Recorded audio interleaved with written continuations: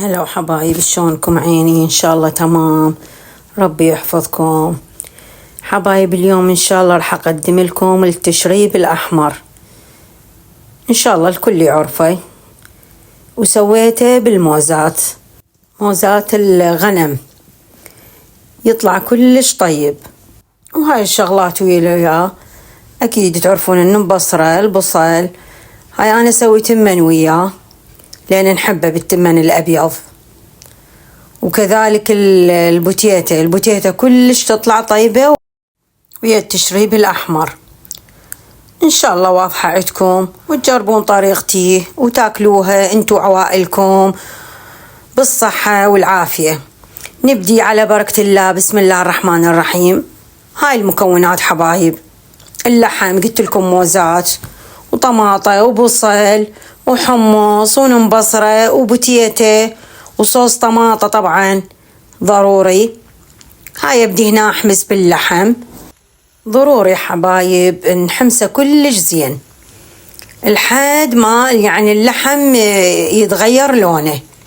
شوفوا حبايب، بديت اقلب بيه اني، اللون مال اللحم يتغير، يعني هيك يصير لونه، على مود تضمنون طعم التشريب يصير كلش طيب.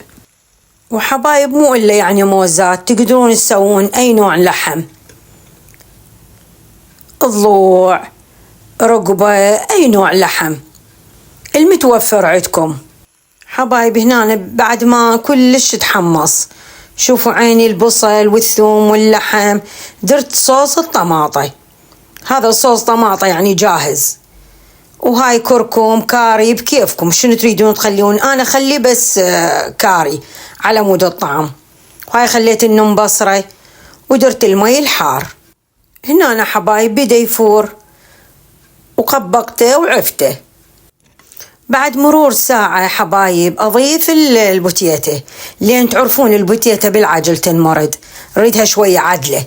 هذا الحمص اوريدي هو مسلوق، وهاي الطماطة والبصل على مود يظلون يعني عدلات ما ينمردون. وهاي خلينا ملح، بسم الله الرحمن الرحيم.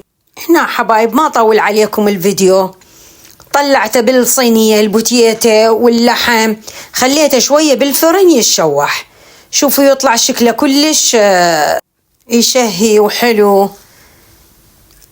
هنا بدينا حبايب نصوب تشريبنا، وشوفوا ايش قد ثخين، خليته على الخبز، وخليت هاي الموزات على الخبز، يعني قصدي على الثريد. وهنا أنا حبايب حطيت شوية دهن حر، هيك يعطي طعم كلش طيب للتشريب الأحمر.